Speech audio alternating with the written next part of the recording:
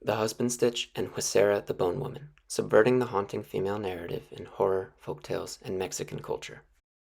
In Powers of Horror, an essay on abjection, Julia Kristeva describes the trope of the Janus-faced mother. On the one hand, mothers are often depicted as ideal, artistically inclined, and dedicated to beauty. The other maternal image, however, is tied to suffering, illness, and sacrifice. This kind of motherhood, the masochistic mother who never stops working, is repulsive and fascinating. Abject. The theme of the two-faced mother, she writes, is perhaps the representation of the baleful power of women to bestow mortal life. Her use of the term baleful power suggests that there is potentially a harmful or malignant aspect to the influence of women, particularly mothers. The power to give life is not necessarily a purely benevolent force. The phrase bestow mortal life implies that the mother can grant existence, but this act of creation is associated with mortality. It adds a layer of complexity to the maternal role, indicating that the power to create life is intertwined with the inevitability of death. The concept of the two-faced mother adds a layer of symbolism to the exploration of motherhood, suggesting a multifaceted and powerful aspect of the maternal figure that goes beyond conventional and idealized representations. In The Husband Stitch, Mikado conveys how society ignores women's needs in favor of promoting the idea of a sacrificial wife and mother that can only end in her destruction. The narrator's husband exemplifies this, insisting on removing the ribbon around her neck despite the narrator constantly declining his advances. A wife, he says, should have no secrets from her husband. His persistence over the years eventually wears her down, and she finally gives in to his desire. When he removes the ribbon, her head falls off. In Huesera the Bone Woman, Valeria is an artistic and creative woman. When she becomes pregnant, however, the societal expectations around motherhood begin to threaten her identity, expression, and independence.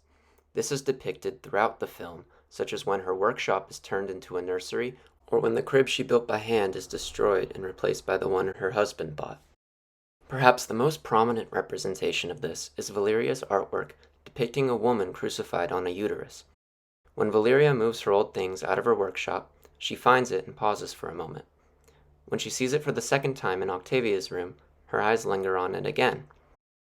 The art held some significance for Valeria when she was younger and reflected her initial values before she changed paths, went to college, and became a wife and mother.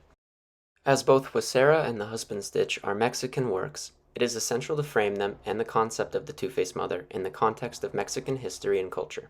Subero explains that in the Mexican social imaginary, the two images of femaleness and female identity that circulate widely among the population and shape the way women are constructed both socially and culturally are those of La Malinche and the Virgin de Guadalupe, a regional incarnation of the Virgin Mary. These images are crucial in shaping how women are perceived socially and culturally. La Malinche and the Virgin de Guadalupe are opposite poles in the national female gendered consciousness. The Virgin de Guadalupe is often seen as a symbol of passivity, illustrating the traditional feminine condition. The Mariana identity, associated with the Virgin, emphasizes virginity, piety, forgiveness, and devoted selfless motherhood. It is all too fitting, then, that Huesera begins at the site of an enormous statue of the Virgin Mary, which people from all over the world have come to worship, bringing flowers and offerings in the hope of being blessed with a baby. Valeria, her mother, and her aunt are among the crowd, but Valeria is visibly none too pleased to be there. After her mother instructs her where to place the flowers and begins to pray, Valeria and her aunt somberly look up at the statue and hold each other. Another representation of the Virgin Mary occurs towards the end of the film. After the brewhouse perform a ritual to exorcise the evil spirits inside her, Valeria steps outside and confronts an amalgam of mutilated women with blurred faces, whose identities were stripped away, who literally or figuratively died as a result of becoming mothers. They descend on Valeria, leaving her broken body lying on the ground, along with the blanket she was clutching. As the camera pans up, the blanket is dragged away by a new Valeria wearing it over her head like a shawl, bearing an unmistakable likeness to the Virgin Mary. As the image of Mary embodied by this new Valeria walks away, she looks back and meets the eyes of the original Valeria, still barely alive. The new Valeria's stern facade subtly transforms into sorrow. When she turns around again, she combusts into flames, signifying Valeria's refusal to assimilate into the domestic role that she knows is wrong for her. In this sense, Huesera challenges the image of femininity that the Virgin Mary embodies. Conversely, Valeria has more in common with La Malinche. La Malinche is more controversial than the Virgin de Guadalupe due to her perceived role as a traitor to the Mexican nation. She was the lover of conquistador Hernan Cortes and allegedly involved in the conquest of Tenochtitlan. La Malinche's perceived historical role is twofold. On the one hand, she betrayed her people. On the other, her unrequited love for Cortes justified her actions. Ignacio Ramirez argues she commits a double treason by not adhering to the assigned role of women in a patriarchal society. By the 19th century, and during the process of national consolidation, La Malinche's image transformed into a political body, a body of pleasure, and a body of reproductive capacity. She became a libidinal entity, constituting a space for contention, representing both the mother of all Mexicans and the perceived traitor who sold her people in order to give herself to her Spanish lover. As Chitka Krajova and Alfredo Escandon explain, La Malinche eerily evokes her own life, a woman not fully belonging to a specific group. The otherness kept setting her apart. Cortes and Malinche are symbols of an unresolved secret conflict. Subero explains, this unresolved conflict is carried forward in the national formation of gendered identity, in which mestizaje, or racial mixing, is regarded as the direct product of the illicit relationship between the Aboriginal woman and the Spanish conqueror, the former being regarded as the victim of the latter. The popular imaginary reflects a desire to recover and embrace the values of Mexico's Aboriginal past. Simultaneously, there is an aspiration to adopt the values of the foreign other, Spanish or American, as an ideal form of identity. This presentation will frequently refer to Julia Kristeva's concept of abjection in conversation with Huesera and the husband stitch. Kristeva's idea of the abject is complex and involves rejecting and excluding certain elements that challenge the stability of the self. The abject is not easily definable as an object, but is crucial in shaping individual and cultural identities. It represents a boundary separating and connecting the subject to a realm of meaninglessness and potential annihilation. Kristeva highlights the intricate relationship between the individual, external influences such as parental desires, and identity formation through acts of rejection. The rejection of an external element becomes a symbolic act of expelling a part of oneself, underscoring identity construction's complex and often paradoxical nature, particularly in the early stages of development. Kristeva emphasizes the transformative power of the abject, primarily when directed inward as the abjection of self. It reveals a profound understanding of the role of want or lack in shaping the subject's identity, desires, and relationships with the external world. She underscores the importance of recognizing and grappling with the fundamental aspects of human experience that are often overlooked or dismissed. In The Husband Stitch, the narrator's self-abjection occurs throughout her relationship with her husband and culminates when she gives in to his desire to remove her ribbon, the only thing holding her head onto her neck, or metaphorically, the only remaining semblance of her identity, agency, and individuality in her marriage. Kristeva also defines the deject, or the one by whom the abject exists. She explores the dynamic, fluid, and sometimes paradoxical nature of the deject's existence, emphasizing their continuous process of situating themselves, rebuilding, and navigating a complex and ever-changing relationship with the abject. Valeria embodies the deject in her back-and-forth struggle with her identity and desire to resituate herself, as evidenced by her departure from the punk scene of her youth, her abjection of her homosexuality, and finally, her abandonment of her marriage and child. According to Subero, the horror narrative is an excellent vehicle to provide a language for the reimagination of a self in constant transformation, a self that is regendered, ungendered, and regenerated through the multiple possibilities of the monstrous body as a space that both disrupts and challenges social assumptions of the gendered body. Valeria's possession by the Bone Woman is an excellent example of how the horror genre uses the monster as a symbol of self-abjection, representing her rejection of her pregnancy and role of becoming a mother, as well as her homosexuality. As Subero explains, in the classic horror narrative, abjection interferes with normativity. The abject monstrous subject, be it a monster or a living corpse, disrupts normative binaries and operates in an interstitial space between the living and the dead. The corpse, according to Kristeva, embodies the ultimate form of abjection. It is that which has definitively failed, fallen, and succumbed to death. The encounter with a corpse is not merely a physical event, but a psychological and existential one that disrupts the observer's sense of order and stability. Kristeva describes abjection as a crossing of borders. The encounter with the corpse forces individuals to confront the limits of their existence. Bodily waste represents the other side of the border of one's condition of being a living being. It is both where one is not and what permits one to be.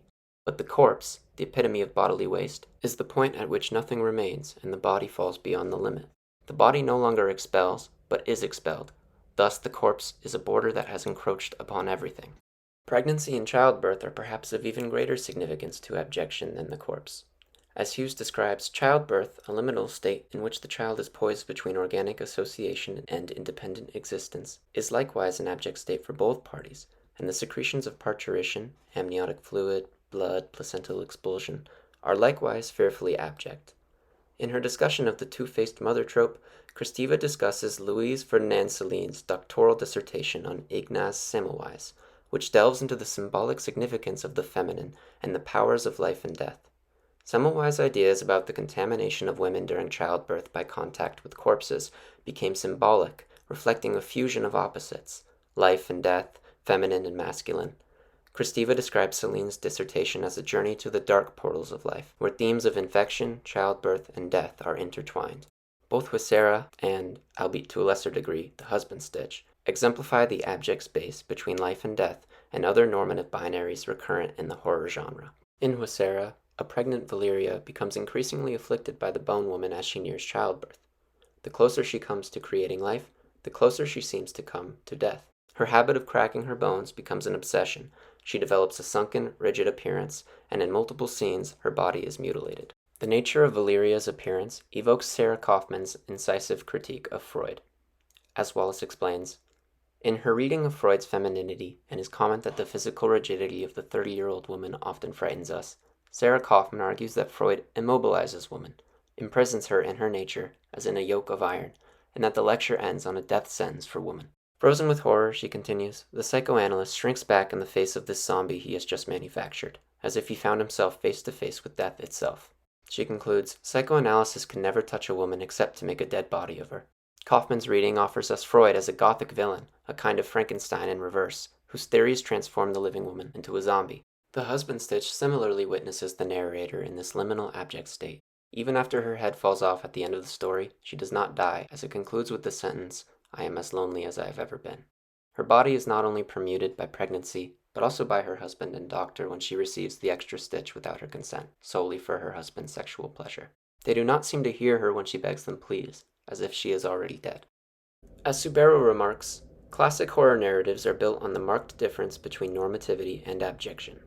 By the same token, many a storyline centers on some sort of monster disrupting normativity by murdering or annihilating normal people, and thus breaking the status quo of heteronormative society. From its conception, the Gothic genre was intended to depict subversive and destabilizing elements within a society. These narratives typically featured a deviant other, often embodied in the form of a monster, whose behavior and actions were considered symbolic of moral and social ills in that society. In both Gothic cinema and the broader horror genre, the primary purpose of the monster is to challenge the established notions of normality embodied by the patriarchal and heteronormative system, and to explore the intricate relationship between this norm and the figure of the other, the monster. Monsters can often be interpreted as racial, ethnic, and/or political and ideological others, while more frequently they are constructed primarily as sexual others, including women, bisexuals, and homosexuals. These monstrous figures tend to embody and mirror the prevailing anxieties within a specific society concerning social, political, and/or religious matters. Additionally, they are strongly tied to the politics of gender and sexuality during a particular historical period. In contrast to more traditional monsters, Gothic monsters are typically defined as monstrous based on their murderous actions rather than their physical appearance. The allure of Gothic monsters lies in their physical attractiveness, and they often use their appearance as a fundamental element in seducing their victims. Consequently, the incorporation of the monster figure in these narratives reveals a tension between libidinous desire and amorality, where the monster becomes synonymous with a form of deviant yet alluring sexuality. Likewise, the act of mothering has been a recurrent theme in horror cinema, where the fertile female figure is directly associated with monstrosity due to her capacity to bear life and the physiological changes to her body. This idea consolidates with the aforementioned concepts of the two-faced mother and abjection. From the selfless and sacrificial mother who abnegates herself for the well-being of her family, to the monstrous mother inflicting pain on her family and others, mothers often serve as figures made abject by a lack of identity beyond their domestic role. This is exemplified by both Valeria in Huesera and the narrator in The Husband Stitch. After they become mothers, both women lose their agency, autonomy, and identity as a result of the parallel processes of self-abjection and burial under patriarchal expectations. Wallace describes the pervasive image of women throughout history being portrayed either as consistently subordinate to men or as ethereal and elusive beings, almost like ghosts. Wallace highlights how this notion of women being figuratively dead or confined within male-dominated power structures has become a powerful metaphor in feminist theory. She draws attention to the metaphor of women as dead or buried alive within societal structures that render them ghostly, a metaphor often found in female Gothic fiction. In Subero's analysis of the Mexican horror film Habitaciones para Turistas, he remarks that, unlike the final girls of more recent horror cinema, the girls in this film all die once stripped of agency, as the male monsters are not necessarily evil, but work in order to maintain the status quo of patriarchal domination over the female body. This film ultimately creates a dilemma for the viewer, who is split between rejecting the monstrosity of the killings perpetuated by the men and seeing such killings as the natural punishment for transgressing the tenets of normative motherhood. Likewise, the male monsters in Huesera and the husband stitch, the protagonist's husbands, aren't necessarily evil. The narrator continuously praises her husband throughout the husband stitch. Even when she knows she is about to be inadvertently decapitated by her husband, she says, "He is not a bad man." And that, I realize suddenly, is the root of my hurt. He is not a bad man at all. To describe him as evil or wicked or corrupted would do a deep disservice to him. Valeria's husband Raoul appears similarly virtuous. Despite her progressively erratic and dangerous behavior, he seems as patient and supportive as anyone could be. His efforts to take care for Valeria most likely come from his genuine love for her. Still, his acts of kindness could be considered oppressive. It is unclear whether he was driven by her best interest or the baby's and his own. Regardless of intention, both husbands engage in the same work to maintain the status quo of patriarchal domination over the female body. Both stories, though chiefly Huesera, where Raoul's moral wrongdoing is more of a gray area than the explicit violation in the husband stitch, create a dilemma for the audience similar to the one Subero described. On the one hand, they compel the audience to reject the symbolic killings of the female protagonists perpetuated by their husbands, and on the other hand, drive them to see such killings as the natural punishment for, in Valeria's case, transgressing the tenets of normative motherhood, and for the narrator of the husband stitch, her complacency to her husband. In Judith Halbertsem's discussion of the neo-splatter film genre, she argues that the genre draws upon particular queer and transgender theories of the body. Her central point is that these films deliberately portray queerness not as a monstrous threat to the community, but as a remedy or antidote to the horror associated with heteronormativity. Using The Bride of Chucky as a primary example, Halbertsem argues that neo-splatter films consciously depict queerness in a positive light, positioning it as a counterforce to the horrors associated with traditional societal expectations. Instead of presenting queer identities as monstrous or deviant, these films suggest that queerness offers an alternative and even preferable perspective, challenging conventional norms around relationships and family structures. In essence, the argument is that the neo-splatter film genre uses its depiction of queerness to subvert and critique heteronormative values, presenting queerness as an antidote or solution to the perceived horrors of conformity to traditional societal expectations, aligning with certain queer and transgender theories that view non-normative identities not as threats, but as positive alternatives to mainstream norms.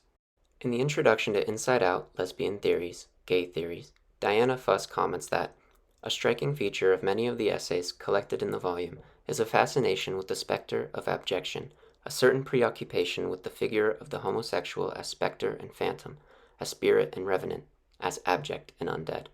Wallace also describes a preoccupation with the homosexual depicted as a ghostly figure, much in the same way that women are. Gothic metaphors such as these are seen as a means to destabilize the symbols of phallocentric culture and challenge established norms. Wallace emphasizes the close connection between feminist theory and fiction, with contemporary theorists' utilization of Gothic imagery as a catalyst for lesbian fiction writers to experiment with the Gothic mode. In Post-Feminist Gothic, Critical Interventions in Contemporary Culture, Lucy Armitt describes Sue from Sarah Waters' novel Fingersmith, emphasizing her seemingly tough exterior, but revealing a vulnerability linked to superstitious fear, specifically a fear of ghosts. The mention of Terry Castle's concept of the apparitional lesbian adds a symbolic layer to Sue's fear of ghosts. This cultural trope, according to Castle, uses the ghostly metaphor to represent the invisibility of lesbian culture and its hidden but powerful existence. This metaphor suggests the challenge of ignoring or banishing something unseen, as it may unexpectedly and uncontrollably resurface. In the context of Sarah Waters' story, Sue's fear of ghosts metaphorically represents her reluctance and discomfort with acknowledging certain aspects of her identity. Similarly, Valeria tried to restrain her homosexuality, and it came back to haunt her. She rejected her true identity, pursuing a more socially acceptable, heteronormative lifestyle. The emotional toll of Valeria's self-abjection intensifies as she draws closer to becoming a mother, symbolized by the bone woman's possession of her. She seeks out her old friend and lover, Octavia, in an effort to reconnect with herself. Octavia is emblematic of the punk scene, queerness, and freedom, everything Valeria used to be. Subero describes a character dubbed the Tattooed Woman in the Mexican horror film Santa Sangre, arguing that the tattooed woman's body breaches and undermines cultural constructions of femininity by externalizing the sexualization of her own identity in ways that oppose the ideals of virginity and purity that are promoted through Mariana identity.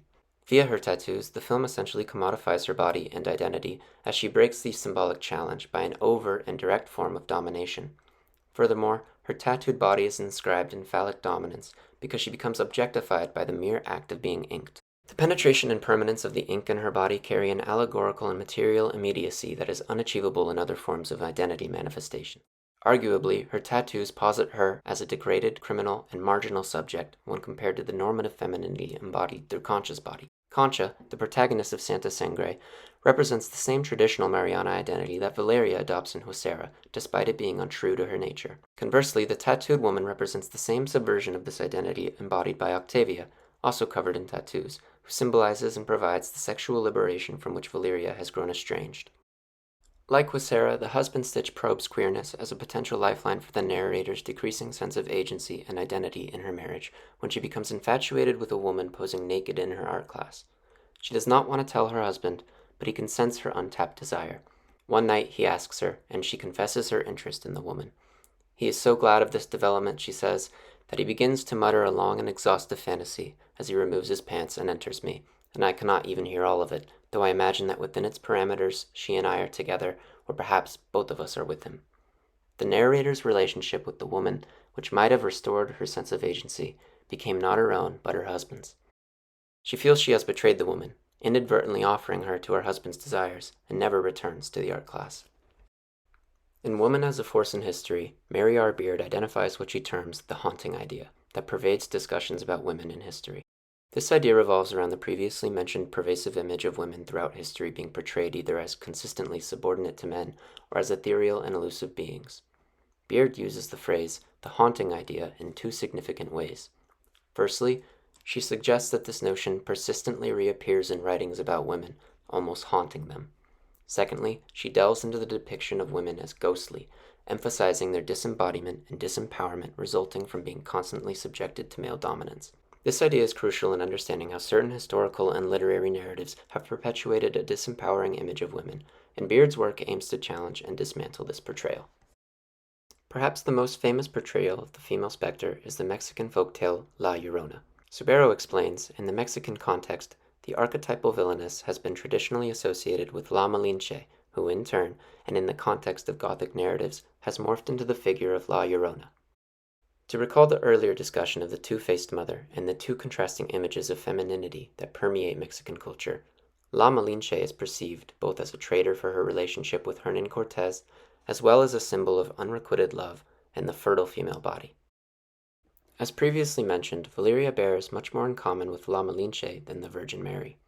The scene in which Valeria is reborn in the image of the Virgin Mary, only to combust into flames, highlights a rejection of the role of the passive mother that this image embodies. What is interesting to note is the parallel between La Malinche's unrequited love for her conquistador betrayer, Hernan Cortez, and Valeria's marriage to Raúl, who is of noticeably lighter complexion and perhaps of more prominent Spanish descent. According to Subero, the similarities between La Llorona's legend and La Malinche's story are striking. What is interesting about the two film versions of La Llorona and other films that may have taken a looser approach to this legend is that monstrosity emerges as the direct result of a position of abjection, in which those elements that constitute womanhood in the popular imaginary are reimagined as negative aspects of the character's psyche. The La Llorona-Malinche dichotomy reaffirms Creed's well-known theorization that all human societies have a conception of the monstrous feminine, of what it is about woman that is shocking, terrifying, horrific, and abject. The different Lloronas all have in common a sense of hysteria that derives from their condition as women and, more importantly, as mothers. Valeria reflects La Llorona in her progressively pale and ghostly appearance, as well as her hysterical condition as a result of becoming a mother. At one point in the film, Valeria goes as far as putting her baby in the refrigerator. In the legend, La Llorona famously murders her child and husband. Subero explains that in the original 1933 film adaptation of La Llorona, on discovering her lover's betrayal, Doña Inés stabs her 4-year-old son to death and then proceeds to take her own life, while her spirit curses his family and pledges revenge on all future generations. This action will then, within the main narrative, give birth to the legend that will drive the main story. The curse will continue to haunt the family up to the present time when it seems imminent that on the 4th birthday of the couple's son, the curse will be fulfilled and the son will die in unforeseen circumstances. Similarly, multiple scenes in Huesera show children and brujas staring at Valeria with either contempt or fear, as if they know she is cursed. Subero argues that in this version of La Llorona and similar films, the female monster is not signified in relation to the phallus, the figure of the father, but in relation to her desire to dispossess other women of their maternal identity. Thus, La Llorona defines herself not by what she is, but by what she tries to rid other women of. This figure conflates the contradictions of modern Mexican femininity, because she's regarded as a martyr of both womanhood, her phantasmagoric penitence over the centuries to lament the loss of her children, and at the same time of evil as a result of her desire to kill children. Likewise, the demonic entity that possesses Valeria seems to have left a long line of victims before her, as evidenced by the woman she sees committing suicide at the beginning of the film and the plethora of mutilated, faceless women she encounters. In the female Gothic New Directions, Diana Wallace discusses Frances E. Dolan's exploration of conflicting marriage representations in the early modern period. 3 figures for marriage are discussed: the Christian model of unity, in which the husband takes authority, the legal concept of coverture subsuming the wife, and the comic tradition of marital conflict. Dolan argues that these representations suggest marriage as an economy of scarcity, where only one person can fully exist, leading to violence as a resolution. Dolan suggests in Gothic terms that the early modern apprehension of scarcity haunts the present as a conceptual structure or plot that concentrates entitlements and capacities in one spouse and achieves resolution only when that spouse absorbs, subordinates, or eliminates the other. The doctrine of male headship, despite offering a clear answer to marital authority, is haunted by the specter of an erased dead wife, complicating the idea of a truly happy ending. Wallace discusses the significant impact of female Gothic metaphors like the specter in conveying women's experiences within a cultural context that historically denied them legal subjectivity, particularly in marriage. However, Wallace also acknowledges metaphors' dual nature. While metaphors can be exploratory and challenge established norms, they can also have a normative aspect that reinforces existing beliefs. Wallace mentions Mary Beard's cautionary note about these metaphors, mentioning to be wary of the potential pitfalls in using metaphors that might inadvertently reinforce harmful ideas or reduce the complexity of living women to simplistic dead figures, as they risk unintentionally supporting the structures they aim to challenge. This nuanced perspective acknowledges the power of metaphors in feminist discourse and emphasizes the importance of critically examining their potential implications and unintended consequences. Mary Hood argues that the husband stitch uses folk legends as cautionary tales of society's misogyny, especially within the institutions of marriage and motherhood. While other scholars like Mary Beard believe folk tales solidify these societal institutions and expectations, Hood argues that Mikado achieves the opposite effect by framing them as cautionary tales. The husband stitch shows how urban legends effectively convey women's experiential knowledge, underappreciated by modernity and its obsession with science, logic, and reason. Hood claims that the husband stitch shows how men and women experience truth differently, reflecting the inability of those Enlightenment-era values to capture the experiential knowledge of women who have found other ways to pass down their knowledge, such as folk tales. Hood argues society ignores women who speak their truths, just as it ignores the epistemological value of folk tales. In the husband stitch, the male and female understandings of desire and knowledge differ greatly. In the eyes of the female protagonist, knowledge is an intimate understanding of something gained from personal experience. Thus, knowing requires empathy. For the protagonist's husband, knowledge is possessive and a means for him to subdue and subjugate her. Hood discusses queerness in both Mikado and her stories, not only in the homosexual sense, but also in her tendency not to conform to societal conventions in both her writing styles and messages. Hood describes a queer prioritization of the forms of knowledge used by Mikado's protagonist to discuss women's experiences of things like misogyny. As other queer Latina writers have done before her, Hood explains, Mikado uses storytelling as a powerful means of subverting ideas of what it means to know, highlighting the epistemic value of the oral tradition among women. The narrator of the husband stitch introduces herself as a storyteller. Fittingly, the ribbon she describes around her neck is an adaptation of Alvin Schwartz's In a Dark, Dark Room and Other Scary Stories. Hood describes how Mikado and other female Chicano writers have rewritten folk stories like this, injecting feminist themes and giving agency to female characters where before there was none. Hood claims that Mikado is unique in retelling these stories because she emphasizes their ability to express alternative ways of knowing and gives them meaning only women will understand, conveying women's experiential knowledge and cautionary tales of society's discrimination and violence towards women.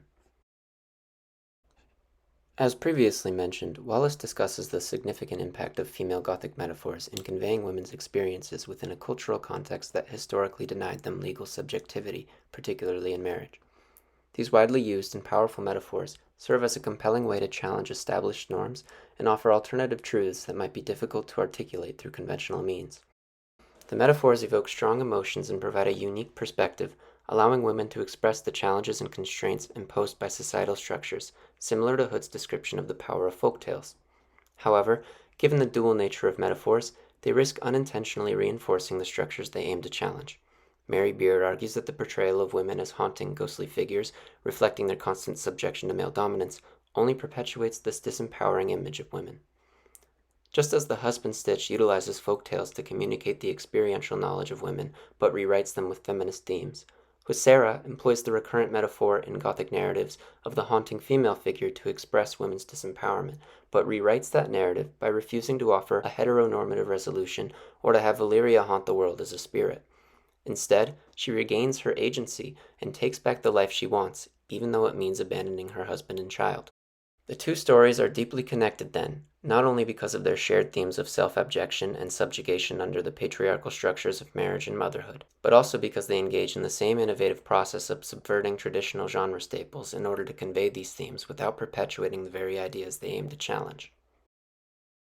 The connection between Mikado's rewriting of folktales in The Husband Stitch and Huesera's rewriting of the female spectre is epitomized by the contrast between the latter's titular Mexican legend and its thematic and figurative similarity to the more sinister La Llorona, as demonstrated in Valyria's possession by a monstrous feminine spirit and attempts at infanticide.